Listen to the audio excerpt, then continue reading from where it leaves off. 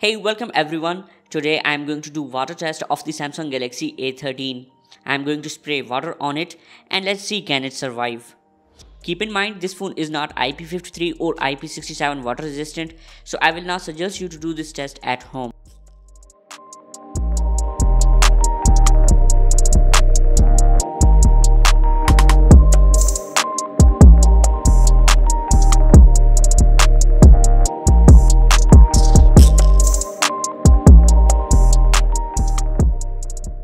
So after the test, here you can see display is working fine without any issues. So display survived. And here are few camera samples that I took after this test. And camera is working fine. And here are few selfies.